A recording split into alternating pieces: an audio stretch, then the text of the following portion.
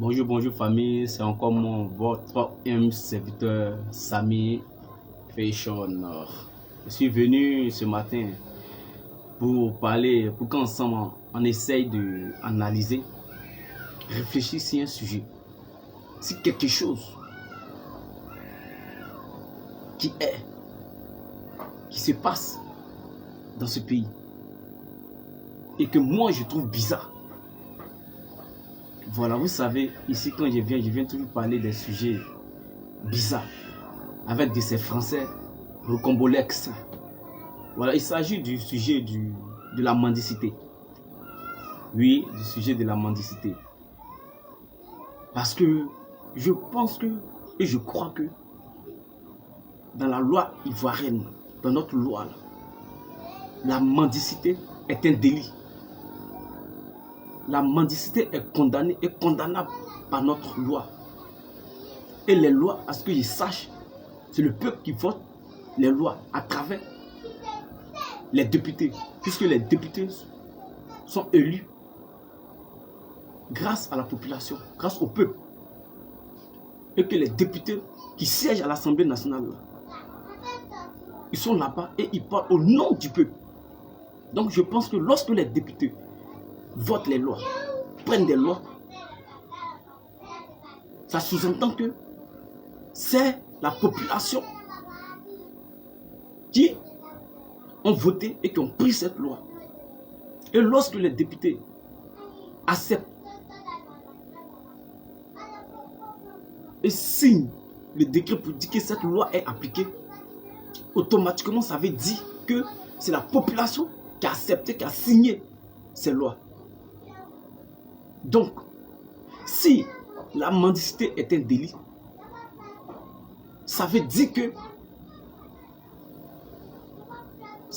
automatiquement que c'est lui qui fait de la mendicité un travail, est automatiquement un criminel, est automatiquement un bandit, est automatiquement un assassin. Et il doit être mis aux arrêts. Il doit être arrêté. On est d'accord? On voit que la ville d'Abidjan, les villes de Côte d'Ivoire sont remplies de mendiants, sont remplies des personnes qui font le trafic d'êtres humains. Parce que dans la mendicité, il y a le trafic d'êtres humains. J'en viens. En Côte d'Ivoire ici, il y a une religion. Je ne suis pas en train de diffamer une religion, non. Mais nous tous on connaît. La religion qui fait la propagande et l'apologie de la mendicité, c'est l'islam. C'est l'islam. Même si l'islam ne demande pas ou n'encourage pas la mendicité, mais c'est que tous les mendiants de Côte d'Ivoire sont des musulmans. À 99,99% sont des musulmans. Sont des musulmans. À chaque carrefour, à chaque rue, on trouve un mendiant, une mendiante. À chaque boulevard, à chaque carrefour, on trouve des mendiants. Et le pont, ce sont des familles. Voici pourquoi il parle de trafic d'êtres humains. Aujourd'hui, on assiste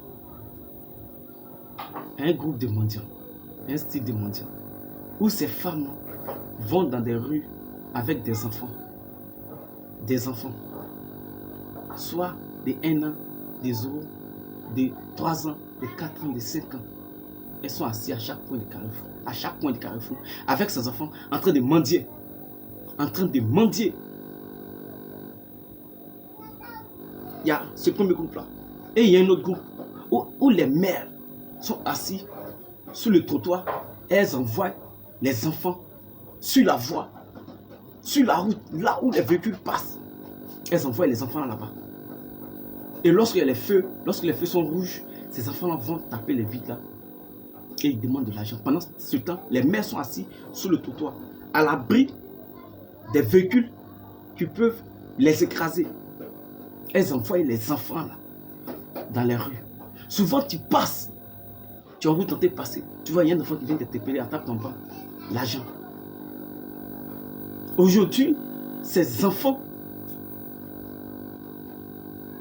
sont utilisés comme moyen de se faire de l'argent. De se faire de l'argent.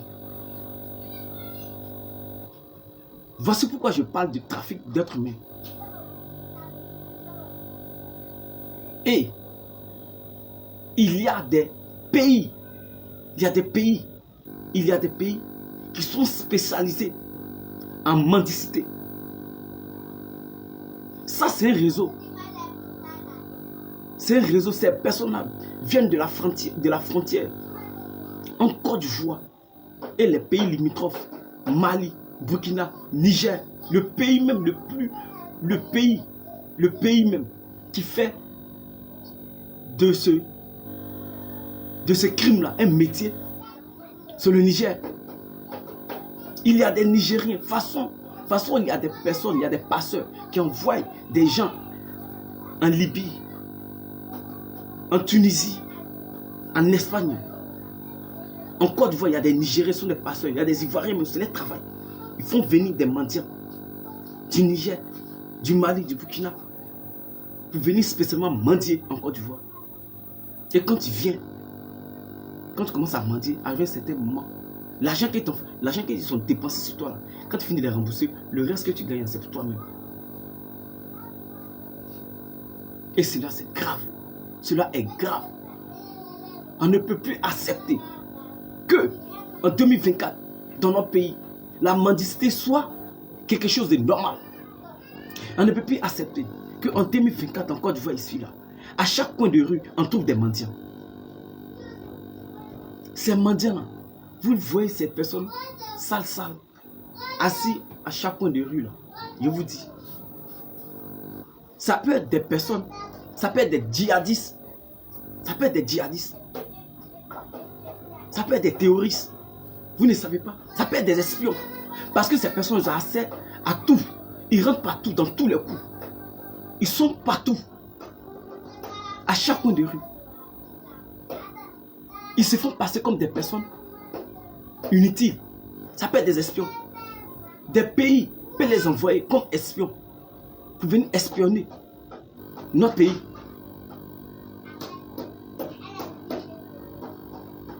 Dernièrement, j'ai vu un post où j'ai vu que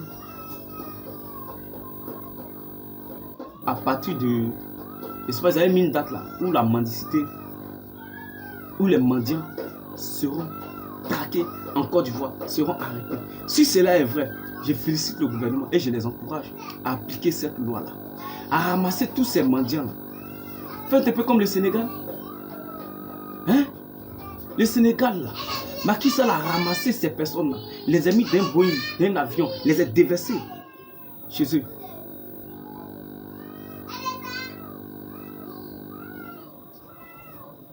Il les a déversés chez eux. Il les a déversés chez eux. Il faudrait que l'État de la Côte, il faudrait que l'État ivoirien arrête l'esprit aquabal. La canne est finie.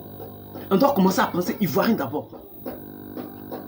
En voulant être trop hospitalier là, on est en train de perdre le pays. Nous sommes en train de perdre le pays dans notre histoire de aquabal. N'importe qui rentre en Côte d'Ivoire.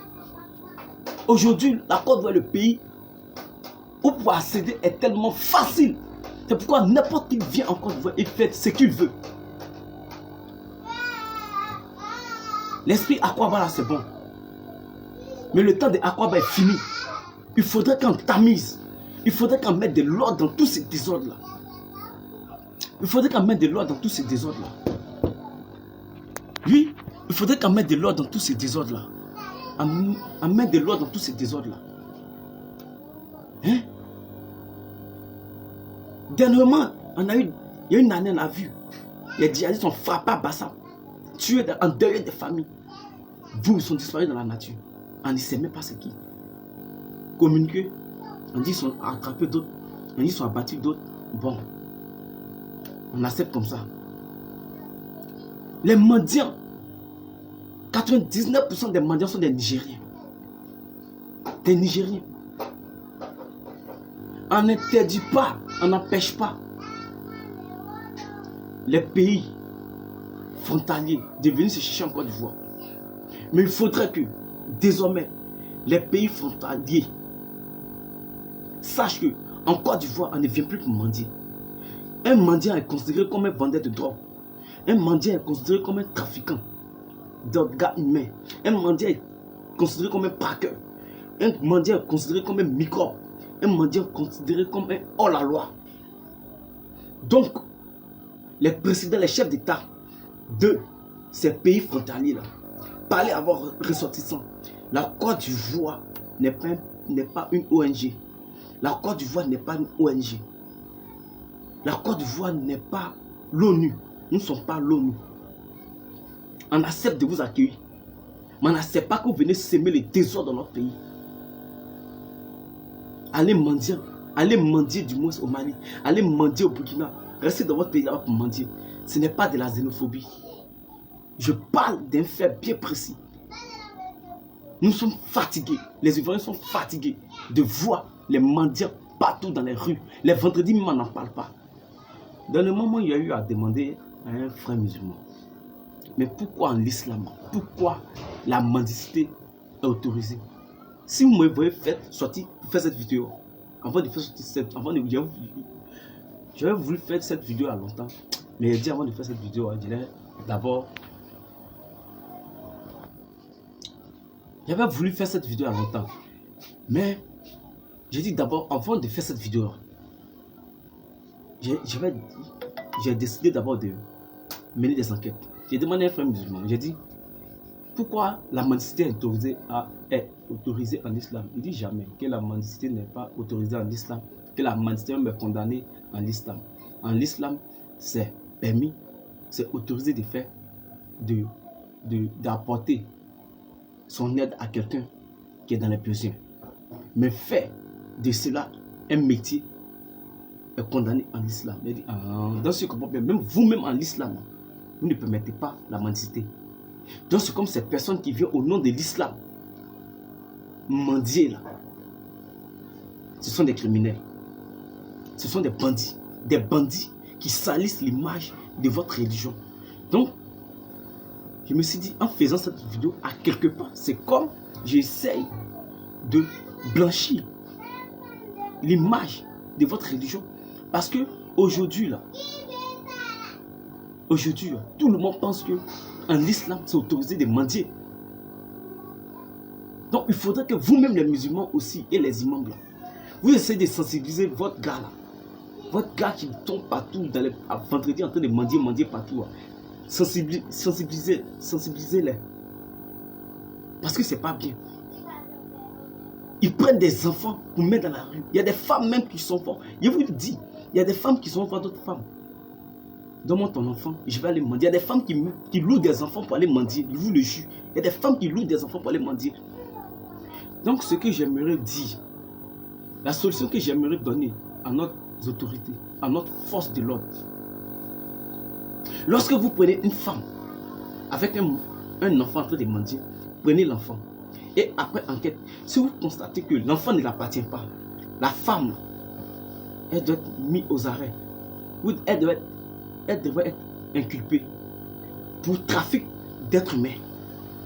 Voici la femme du président de la République, Maman Dominique Ouattara, qui fournit des efforts pour les enfants désœuvrés. Pendant qu'elle dépense des milliards pour les enfants, il y a d'autres qui se servent de ces enfants-là pour se faire de l'argent, des miettes. J'aimerais interpeller